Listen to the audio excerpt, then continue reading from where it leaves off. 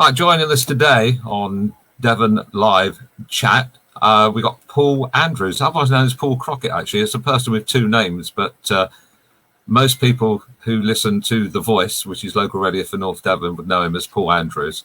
And unusual, but sometimes you look at the face and you listen to the voice, and they're two different things. And then you marry them together, and there he is, live here with us today. Question for you, Paul. How did The Voice come about? The Voice came about almost 10 years ago, following the announcement that Heart were going to close its North Devon studios and regionalise its output. There was quite an outcry here in North Devon for local radio, because Lantern had been incredibly popular for many years. And because of the nature of the area that we live in, we're a bit of an island here. We're a bit remote from the rest of the county and the rest of the country, really. And so local radio had always been so popular. And Lantern, in its heyday, was an incredibly popular radio station.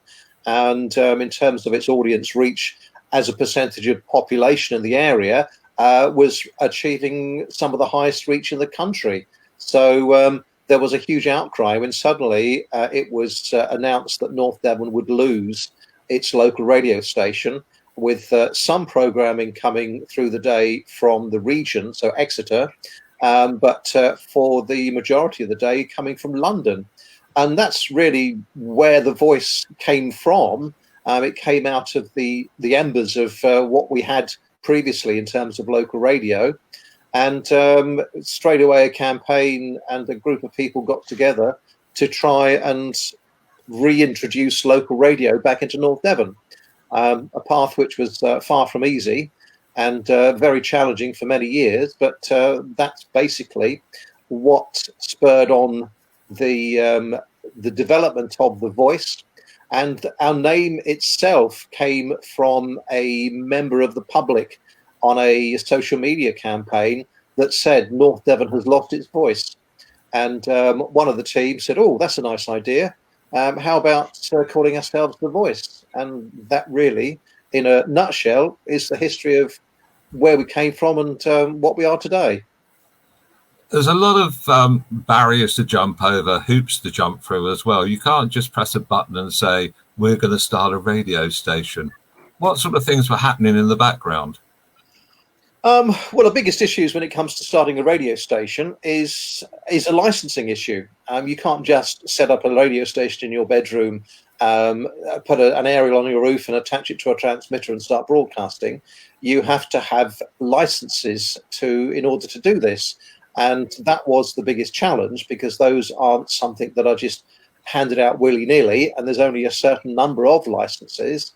And so we had to basically get ourselves into that position of being licensed.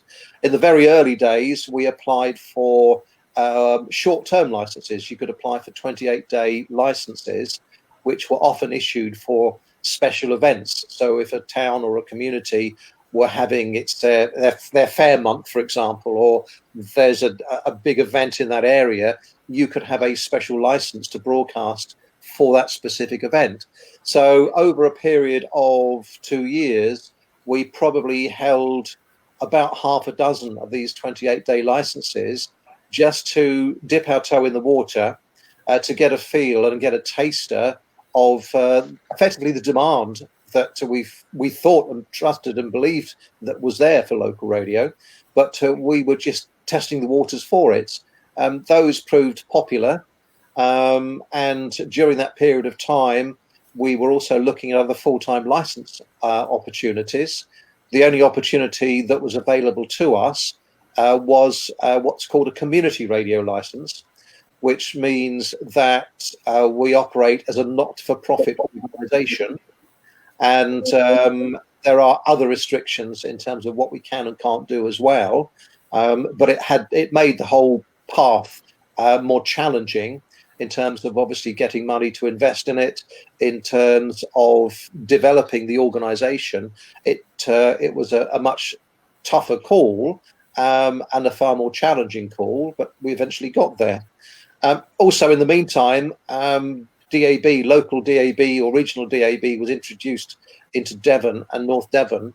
And so we were also able to subscribe to the regional DAB service, which, although we only wanted to cover North Devon as an editorial region, we actually do cover the majority of Devon as a county and a fair chunk of Somerset as well. That's just the way that the technology works for that type of DAB service.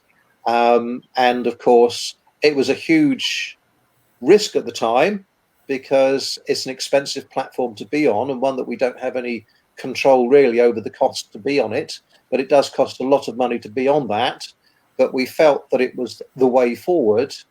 And obviously, as time has proved over the years, the percentage of radio listening done on digital platforms now is considerably higher than it was when we first went onto DAB.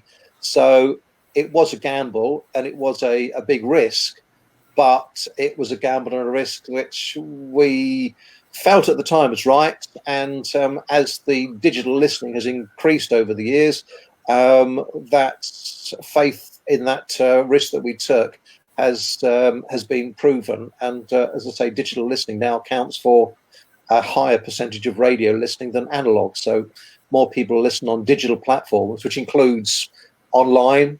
It includes using apps, smart speakers and those sort of things, as well as, of course, as DAB, digital radio.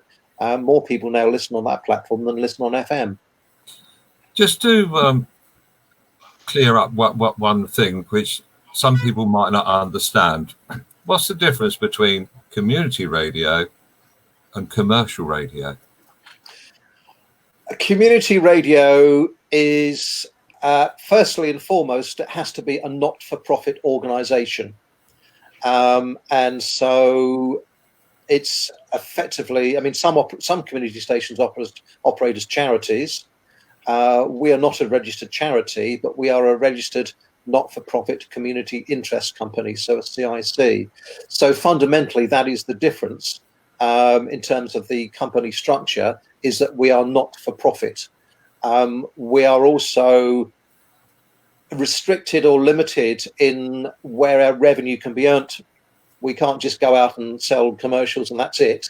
We have to look at other ways of balancing income. Now, some of that balance can be with volunteer hours. So a certain percentage can be offset with volunteer hours, which the powers that be have a figure for, so that every volunteer hour is worth X number of pounds. So you can offset it against that. Other things such as grants, donations, lottery funding, that sort of thing is classed as other income.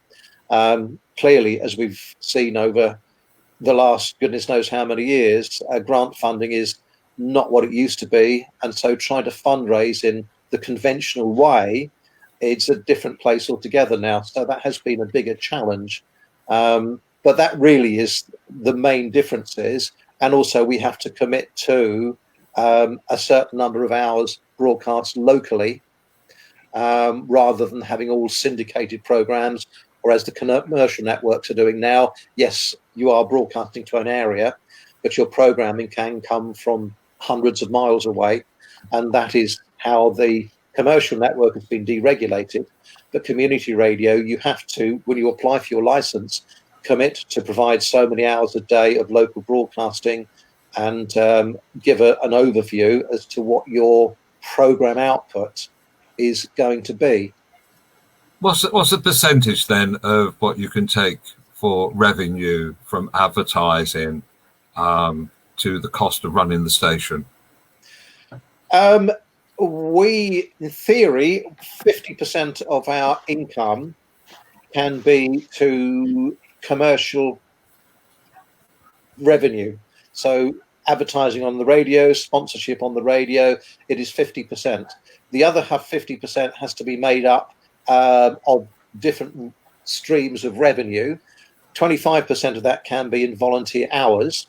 So, for example, if you turn over £1,000, for example, in radio advertising, you have to raise £1,000 from other sources. So £500 of that £1,000 could be associated to volunteer hours, but the other £500 has to be in other forms of income. In early days, I suppose most of that fell on people who had the finance to actually keep the station going, like yourself. Well, yes, obviously, it's money has had to come in from various sources, and some of it has come out of directors' pockets.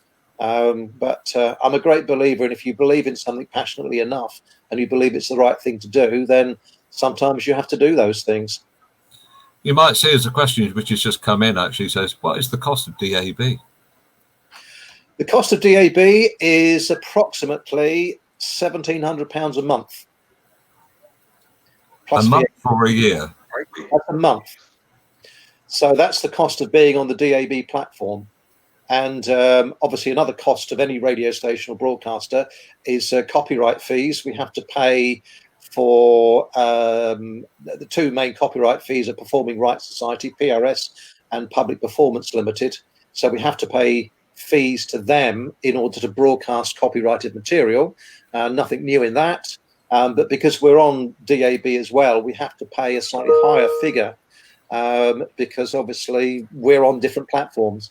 Rightly or wrongly, there's much a debate within the industry that says that's unfair, but that's the way it is at the moment. So it costs us about £1,700 a month to be on the DAB multiplex, and we also pay a few £100 a year extra in our copyright fees as well.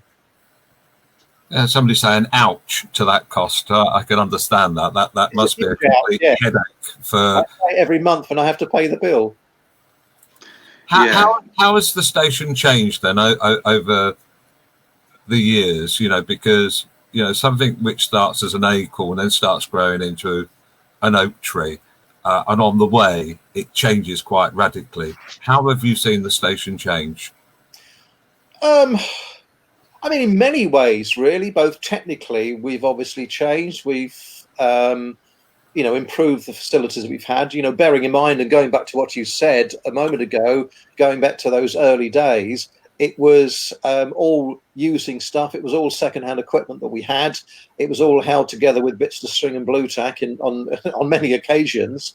That can only last for so long. So we've had to invest quite heavily in modern day technology and technology that is going to stand the test of time. We've evolved as a radio station as well in terms of what we try and do, and we always try and evolve in terms of what we offer to people. We like to listen to people as well in terms of people have got observations to make and things like that. You think, yeah, that's a good idea. But at the end of the day, we've always tried to focus, and we've always aimed to be, whether we would have ended up with a commercial license or as we have a community license, we would always have been, and the objective always was, to be a community-focused radio station. So for the community of North Devon, much the same as Lantern was in its heyday. So it is about talking about North Devon, keeping North Devon informed as best we can, but at the same time, being an entertainment station, because to succeed you have to have an audience, and you need to have a popular output, an entertainment output to keep people listening. But at the same time, we try and mix with that local content, local information, local news. We try and involve local community groups, charities, with interviews. So if there's something going on, if a local charity is struggling, for example, we try and help them. We got involved with Age Concern Barnstable the other year when they were really struggling for finances, and we helped them with interviews and promotions, and that's helped them to secure funding. I won't say that we were pivotal in that, but I'd like to think we played a part of raising awareness. And in the same way, if a charity has got some good news to share, then we'll happily share that.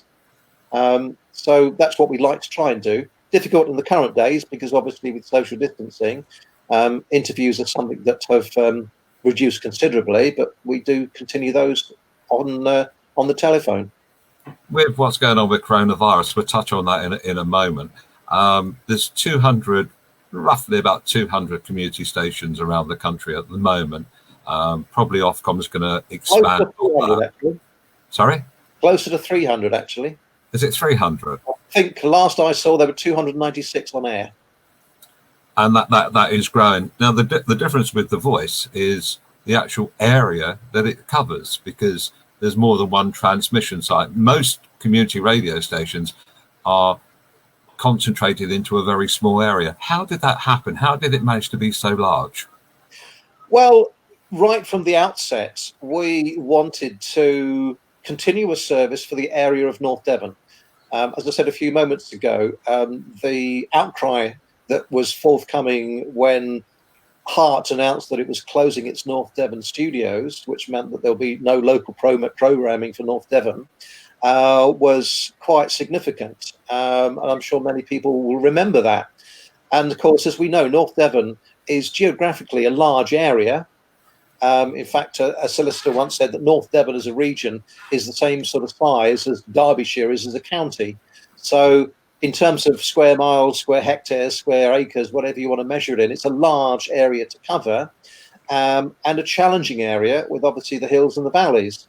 So right from the outset, when we spoke to Ofcom, we were aware the fact that traditionally community radio was focused on a small geographical area.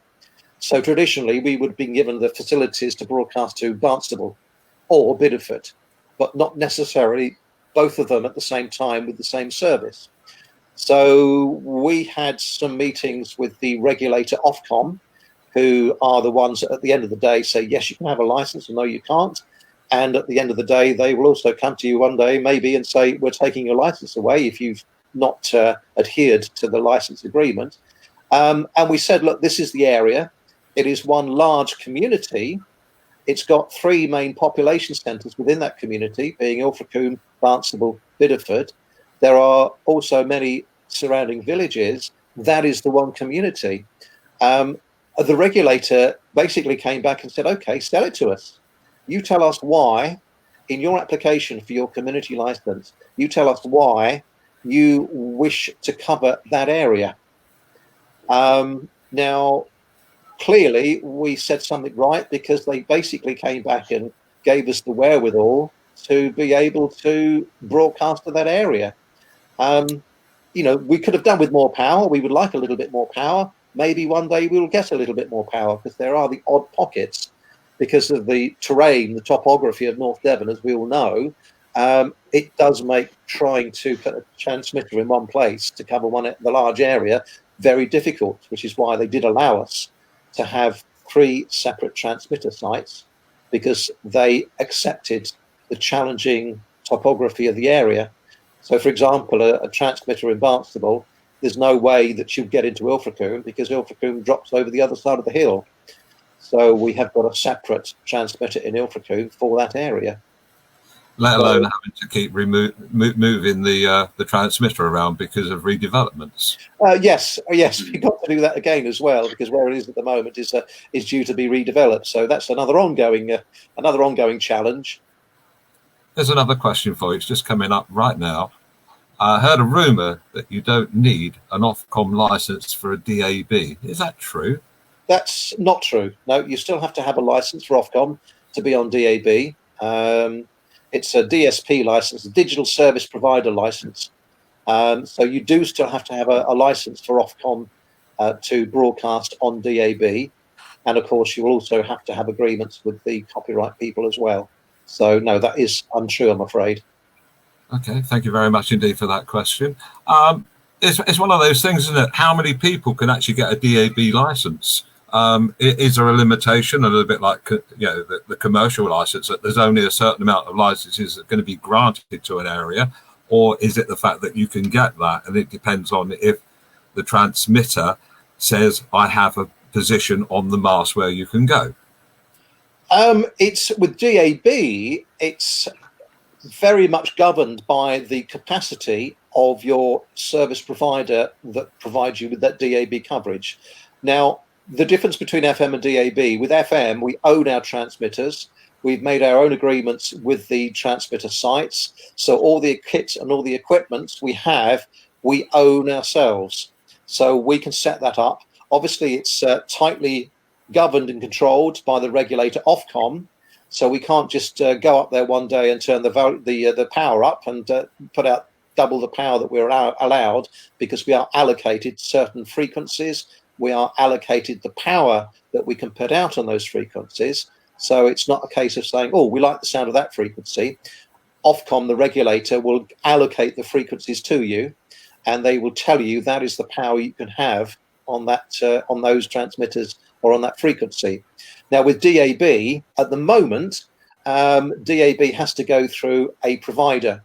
The biggest provider at the moment is probably Arqiva. They provide the television and radio services for most of the TV stations, most radio stations. But we have to go through that company to go onto the DAB platform. And so with DAB, it depends on effectively how much bandwidth they have and how many stations they can accommodate on each transmitter or on each multiplex. So the Devon multiplex might be able to take, say, 10 what they call local or regional stations. The national network for the national services are a different thing. So BBC 1 to 4, for example, are on a different structure and on a different frequency. But for the Devon multiplex, for example, they will say, OK, we can have 10 or 12 or 15 services operating on that service. And if they have capacity to take another radio station, and that other radio station has the wherewithal to be able to broadcast on that, then they can have an agreement with the service provider. In our case, it's Arqiva. And then all you have to do is apply to Ofcom for a digital service provider license to be able to broadcast on DAB. Now, there will shortly be, they're opening up the field for what they call small scale DAB. So this is a bit like comparing national radio stations and large regional radio stations to the smaller community stations. So smaller groups can then apply for small scale DAB licenses to cover a smaller area. And that will be something different again. So those will be owned by local organizations, local companies, for example. And again, they will have the ability to host, say, 10 or 15 different radio stations on there. So different broadcasters, if they wish, can set up their own services. So, for example, North Devon could have its own radio stations covering every specialist type of music that you can imagine, in theory, providing there's a market for it, providing they can afford it and sustain it. So that is something that is coming. Those first local small-scale DAB licenses will be advertised in September of this year and will be gradually rolled out over the coming years. Something which I was thinking about, and then somebody else actually has just come up with a question which has just appeared on there. UK radio groups seem to own their own multiplexes. And the thing was going through my mind, if The Voice owned their own FM transmitters, how would it be? Would it be easy enough, or is it a difficult thing to actually own your own multiplex? Well, again, if you're talking of the regional multiplexes that we have at the moment, I think historically some radio groups have been shareholders in the multiplexes, so they are operated by a number of large organisations. Arqiva is one of them. And there's a couple of others as well, but historically radio groups have also been shareholders because they've effectively been investing in them as well, and there was an incentive for the radio groups to invest in the DAB network in the early days, and that was the case here in North Devon when Heart's license was up for renewal 8 years ago or 9 years ago. They invested in extending the local DAB network into North Devon, and in doing that they acquired an automatic renewal for 12 years of their FM license in the area. So the regulators were dangling a carrot, basically, to say to the radio groups, look, you help expand, you help us to develop, and you invest in the DAB network. And as a thank you for that, then you will get an automatic renewal the next time your FM license is up for grabs. So the commercial radio networks, I don't know where it stands now, but certainly historically have had shareholdings in the regional multiplexes. As I say, with small scale DAB, which will see, as I say, introduced over the coming years, then yes, a group of local people could effectively apply for a license. I don't know what the criteria is for that application because I've not seen an application form yet. But again, they could apply it for that, but it will be on a much smaller scale. What sort of, have you got any idea what sort of price a platform would cost? Oh, no, is the bottom line. I've heard varying figures from between £10,000 and £20,000 for a small scale DAB setup. I mean, that's to provide you with obviously all the hardware, all the software, all the equipment to effectively put your transmission system into place. And that's without the cost of an engineer being on call to make sure it's working. Well, yes, I mean that's an additional thing is again. So, but I'd say that's the cost. And I think again, once it starts to roll itself out, at the moment it's all very new technology. Although they have been trialing it for a few years, and those trials have proved to be successful. Once applications are out there, the technology is in greater demand. It's the age-old thing. The economies of scale will start to dictate where the prices go. And once there's greater demand for it, I'm sure companies will come up and put turnkey packages together. So you've got a small-scale DAB set up in a box that will probably be, hopefully, a more competitive price. Probably like most, technology when it comes along. if you wanted to get a video recorder years and years ago, it was going to cost you a lot of money. And then as time's gone on, it's cheap as chips. And I suppose that's going to be the same with that type of technology as well. The more people are using it and the demand is there and they're manufacturing enough equipment, then the price will come down. Well, absolutely. As you say, it's that economies of scale, isn't it? So, I mean, it's never going to be mainstream technology because it's going to be specialist. But obviously, once they've mastered the technology and start to produce kits in larger quantities, then, as you say, the price will start to become, if you like, more affordable for some people. So it's interesting times. But again, once Fred Smith and company have set up their small-scale DAB multiplex, they will then have the ability to go out to other organisations and say, look, we have got capacity on our small-scale DAB service, and they can then go and charge other companies X hundred of pounds a year or £1,000 a year, whatever it happens to be carried on that service. So again, there are opportunities for those costs to be covered. But again, it's very early days for that sort of thing. Exciting times. Advice is the thing that I'm looking for here. If I was running a community radio station, and there's quite a few of them actually, which have fallen by the wayside, what is the advice that you would give to anybody who's in community radio, fairly new, so they can continue to grow and cover their cost? I mean, community radio is an interesting beast. If you can get a list of all the stations up and down the country from Ofcom, but if you were to go and randomly tune into different stations up and down the country, you will find quite a variety of different types of station.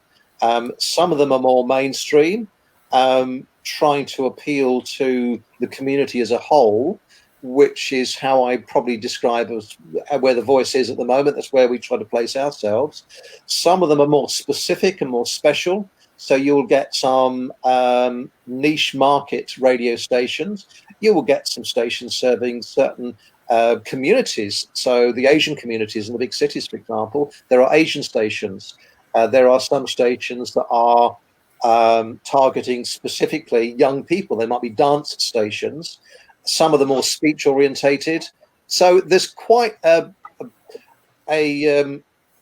range of different types of station, an eclectic mix of types of station. So really and truly, it depends on where they want to be.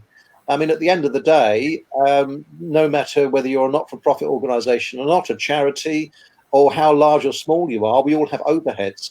So you do need to look at ensuring that whatever you do is going to be able to generate some revenue for you to become sustainable. Unless you're in a fortunate position that you might be operating for a university campus or a college campus, and they are happy to continuing funding you come what may. And even if that was the case, I would question the longevity of that, because university and educational establishments, they are tight for funding like anyone else is. You've got to look at it from that point of view. And, you know, we've always tried to view it from a commercial angle. Yes, we are a community station, not for profit, but being a not-for-profit organisation doesn't mean to say that you can't produce a surplus in what you achieve, because you have bills to pay. From our point of view, as The Voice, our main driving issue has been to provide a community radio service to the people of North Devon. Now, that doesn't always come cheap, so we've had to look at ways to ensure that we are commercially viable and successful. So we have tried to tailor what we do in terms of output to appeal to as broad a cross-section of people as possible. And we do have a fairly broad cross-section of listeners from many ages. And I think that's the, you know, keep your eye on those numbers and make sure that what you're doing is wanted by people. I know it sounds obvious, but there are one or two community stations over the years that I've listened to, and you ask yourself the question, well, actually, who are they appealing to apart from themselves? And it's a big ego for somebody to be on the radio. So that, to me, is the important thing. At the end of the day, is a business. Whether you're not for profit, whether you're a charity, it is a business, and it has to be run on business terms. And I think providing you keep your feet on the ground from a business point of view as best you can, then that's really the best advice I can give. So basically, know the target of what you're going for. Find out what the people want before you actually step into the arena. Yes, I mean, that's the bottom line. The same with any business, whether you're selling airtime, whether you're operating a radio station, or whether you're selling a range of clothing, you have to ensure that the market is there to start with. I mean, fortunately for The Voice, we knew how phenomenally successful our predecessors were in terms of the local stations for North Devon, in terms of Lantern. And Martin, you're more than familiar with that. So we knew how successful they had been. We knew what they had been doing at the times in terms of their target audience, in terms of the output they were producing. And so we, if you like, we had a role model. So we just tried to maintain that because it's worked in the past. That's what the people of the North Devon wanted. So we have tried to continue to offer the service that they once had. Let's bring ourselves right up to date, Paul. At the moment, we're in the middle of a massive difference of lifestyle, coronavirus. How is that affecting the radio station? It's affecting the radio station like it's affecting probably every other business and organisation globally. Obviously, a lot of our client base are either closed down, they furloughed their staff, they're running at a minimum. So obviously, our revenue source, the bulk of that revenue source, our businesses have, as I say, have had to pull their advertising and postpone their advertising. So suddenly we find ourselves with a minimal percentage of income compared with what we once had. And that obviously has been the struggle.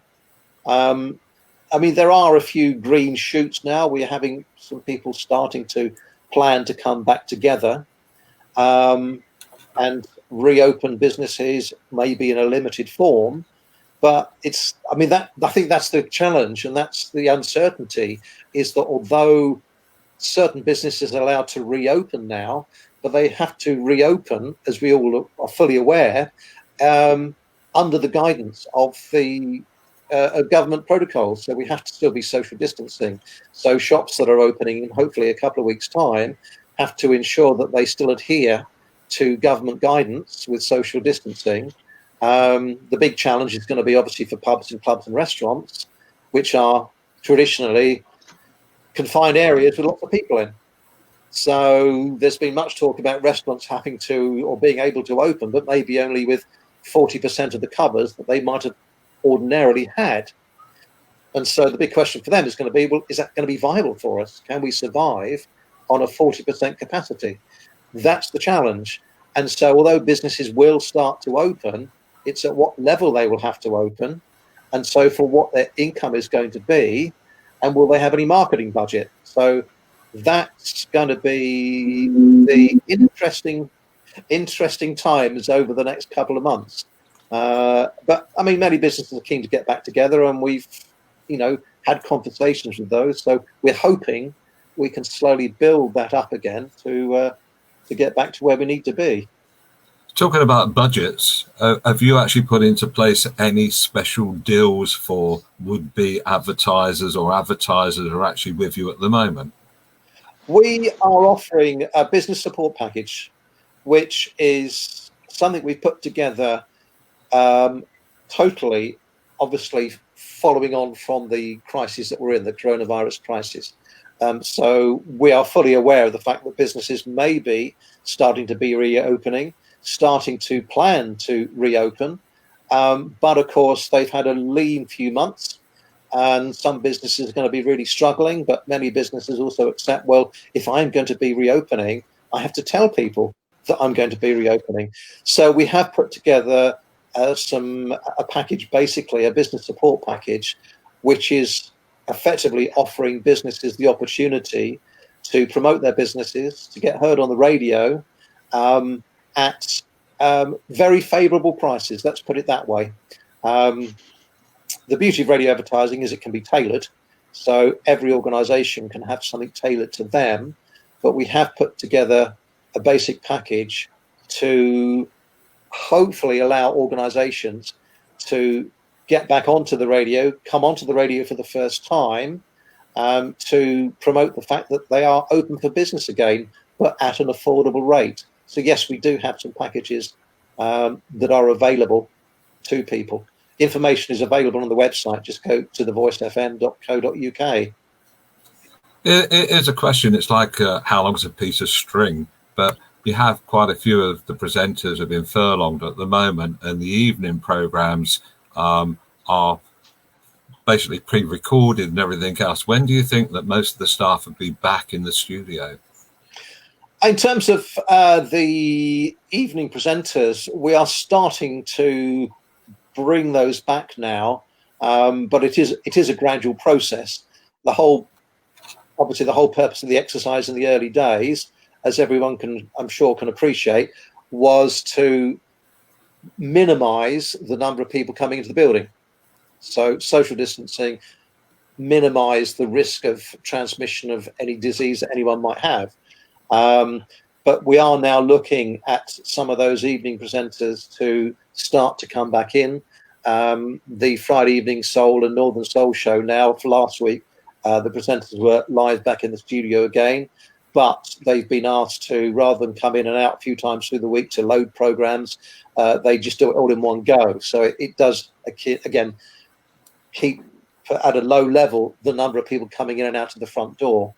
As far as the furloughed staff are concerned, again, that's the old chicken and egg situation, in that once we can start to generate the business revenue up again, we will be able to unfurlough those members of staff. I mean, the irony really is it's in the unique situation that we find ourselves in with the coronavirus. It's in times like this when the radio listening has increased. And across the country, people are reporting increased listening both online and to the radio. People that would normally be at work, perhaps at home, they got a chance to listen to the radio more.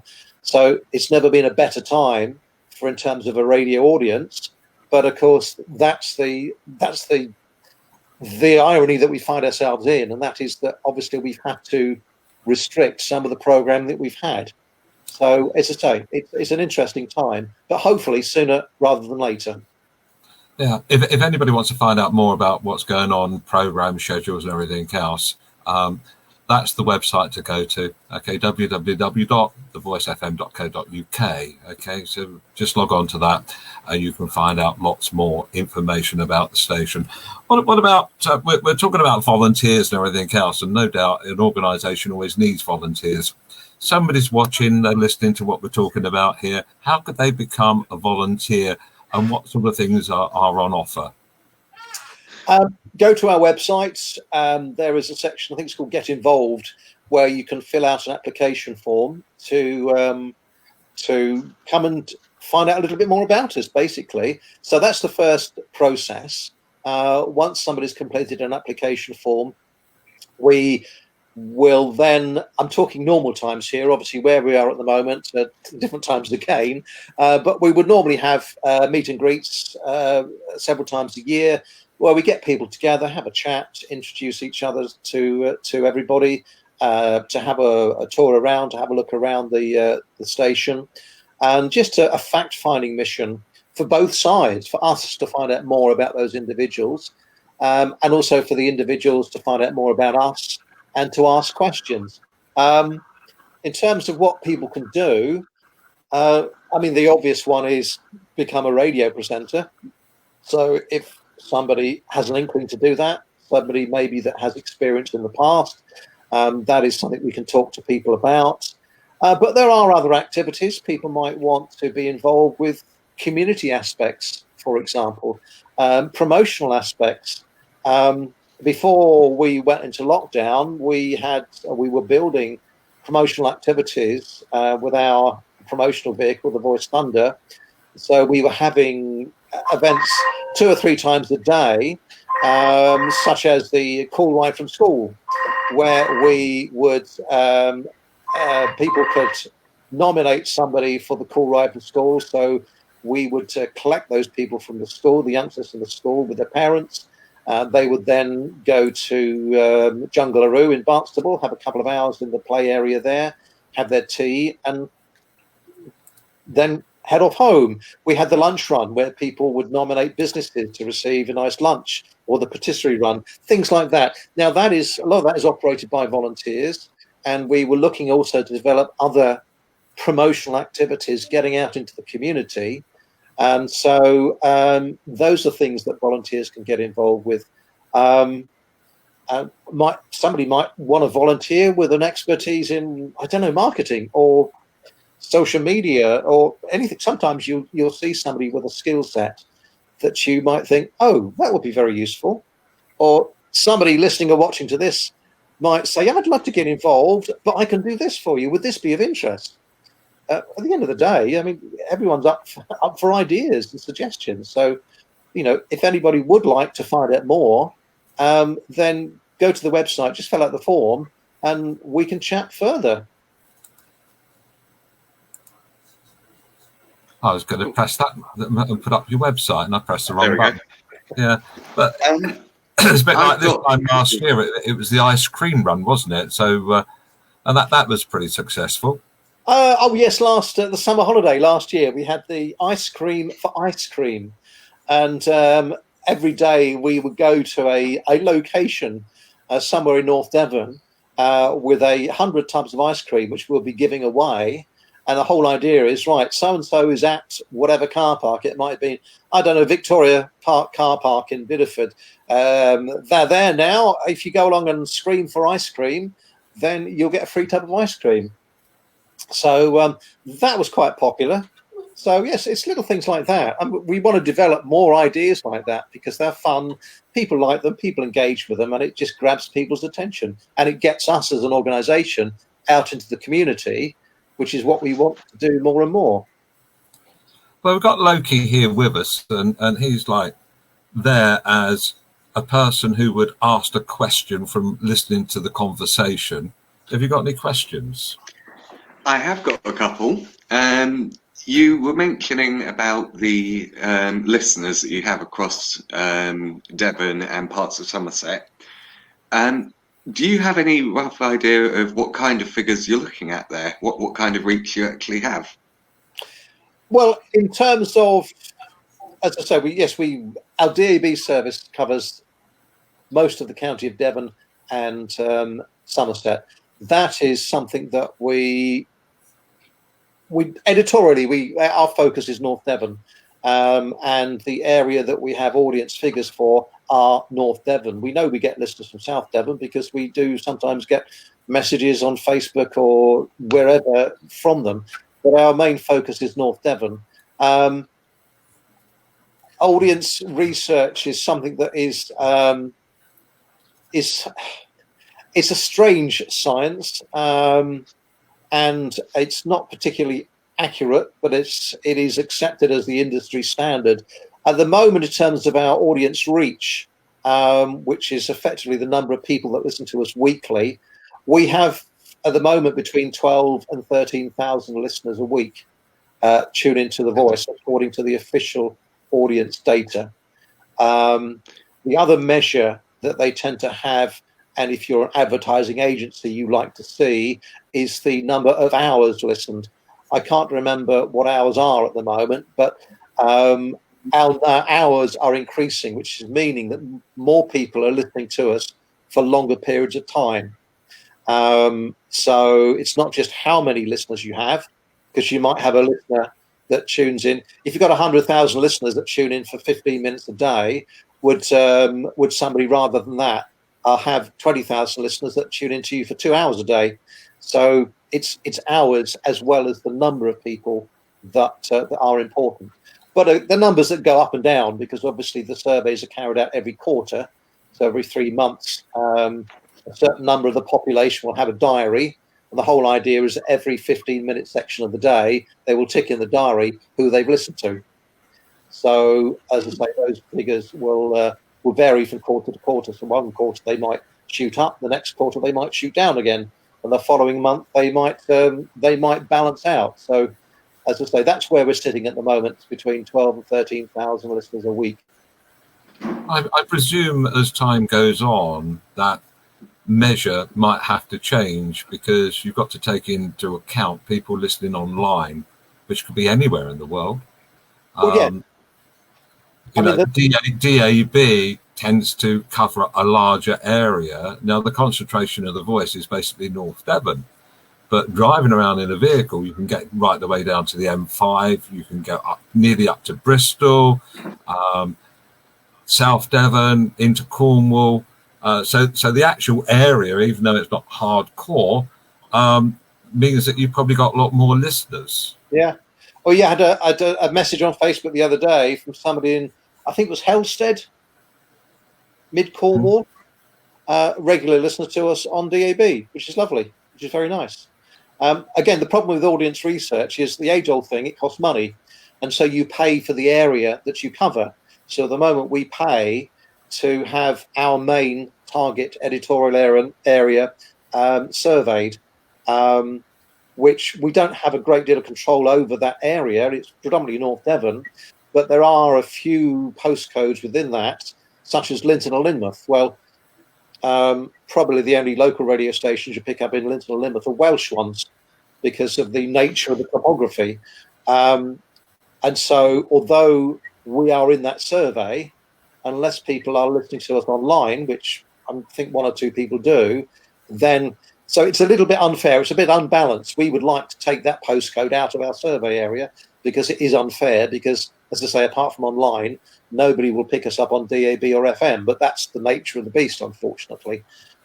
If we wanted to survey the whole of North Devon, so picking up on your point, that if you are a van driver, for example, you're driving around Devon, you can listen to The Voice, whether you're in Ilfracombe or whether you're in Exmouth, you can listen to us on DAB. But as I say, we are not surveying the whole of Devon, because that would cost us an awful lot more money than it does at the moment. So that is the case, unfortunately. So really, when you talk about the number of listeners, that's minimum amount of listeners. Well, it is. I mean, without going into too much detail, there are approximately 125 to 130 surveys every quarter. So that's diaries that are going out into the northern Devon region, which includes Holdsworthy, for example, and areas like that to the south of North Devon, which is, to me, questionable. Is that North Devon? Is that West Devon? But that's part of our survey. Now, that's quite weak in terms of FM signal there. Get us on DAB, okay. So, as I say, those 125 to 130 diaries are spread across the area. So, as you say, it's a small area, it's a small sample surveyed. The calculation, How accurate that is, I don't know. If those 100 diaries were focused into, say, Barnstable, Bideford, and Ilfracombe, then our percentage of listeners would be far higher. I'm of no doubt. But as I say, that is the nature of the beast, unfortunately. They work it out on a mathematical calculation, don't they, to how many people filling in the diaries to the actual people who live in that postcoded area. So therefore, your reach figure could be a lot higher if those parameters were brought in a little bit. Yes. Oh, absolutely. But as I say, that's what we have to live with at the moment. But it gives us an indication, whereas before you had no idea whatsoever. Your ideas, Okay. what do you think the future of radio has? Is it as it is at the moment, or do you think that internet stations are going to become more part and package?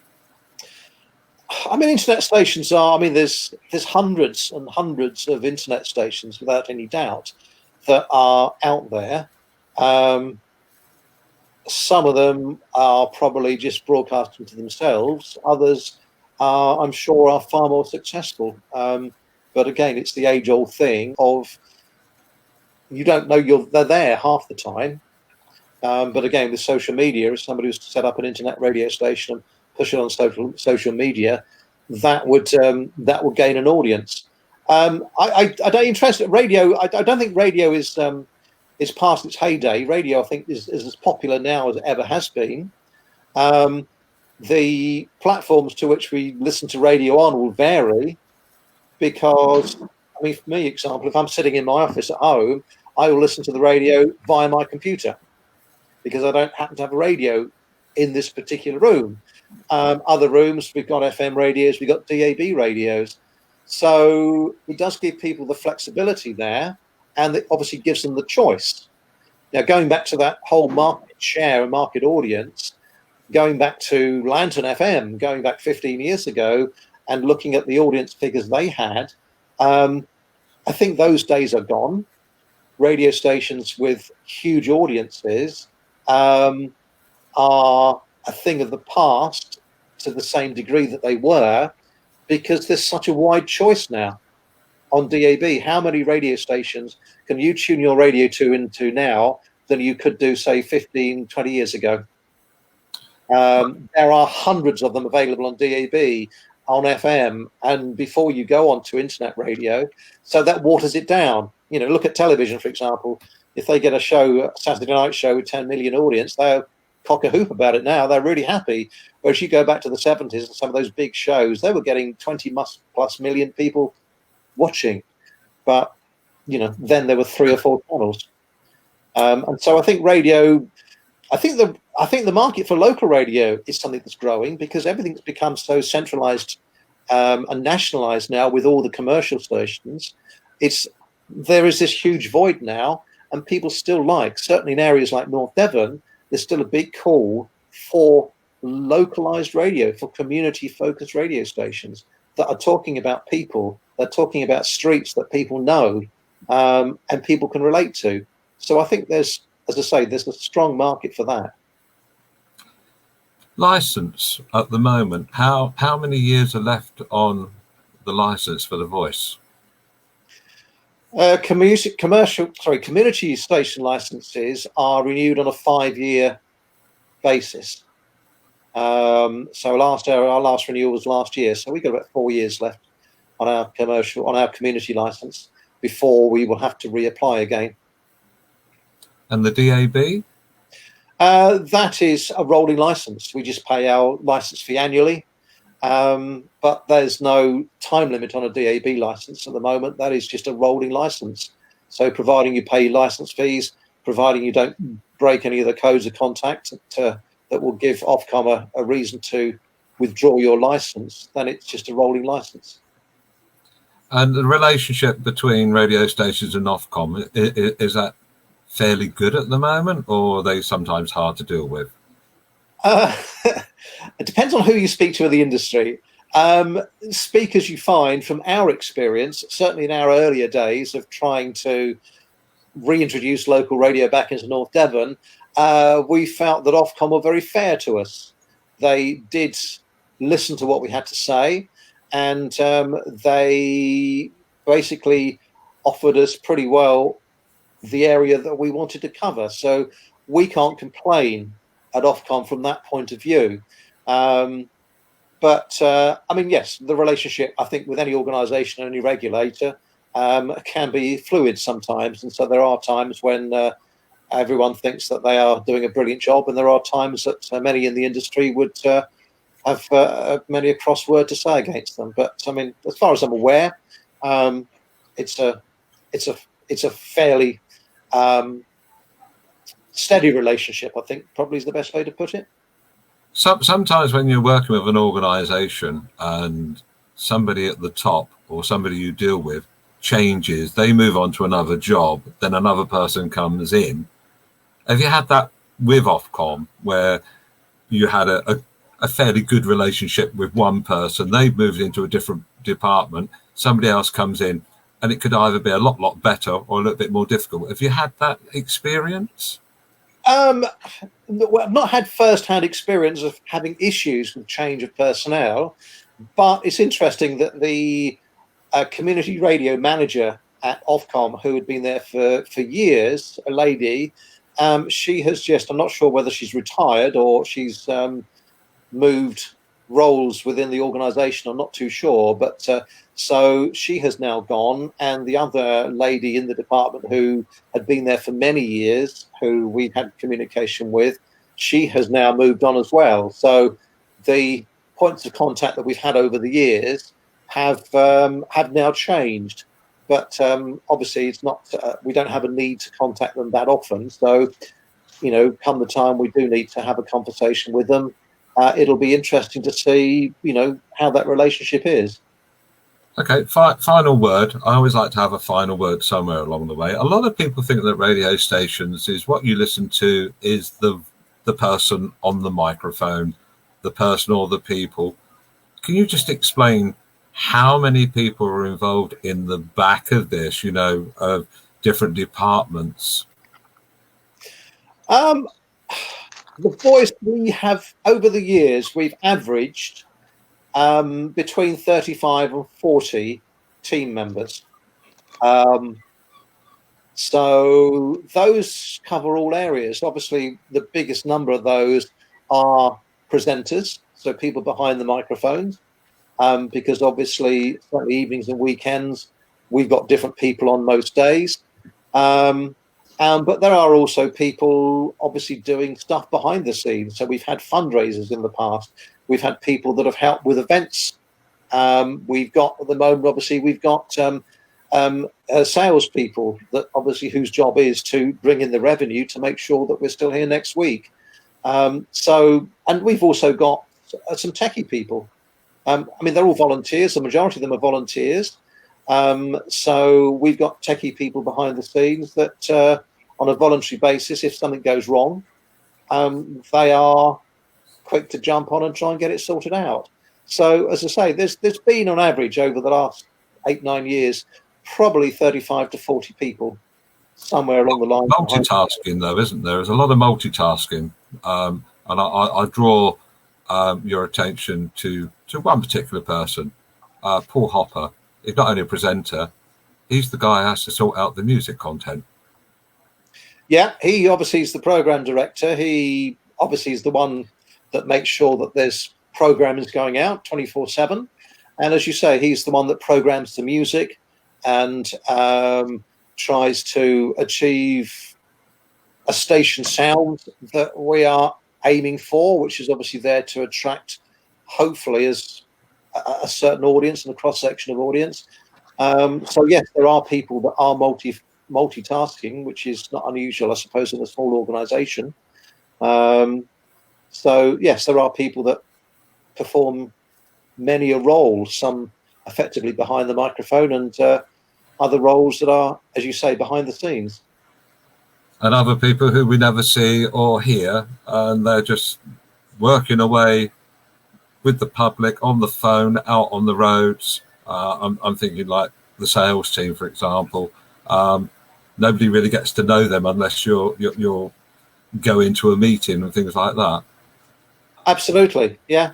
And at the same time, obviously, we have got some presenters whose main interest is just presenting.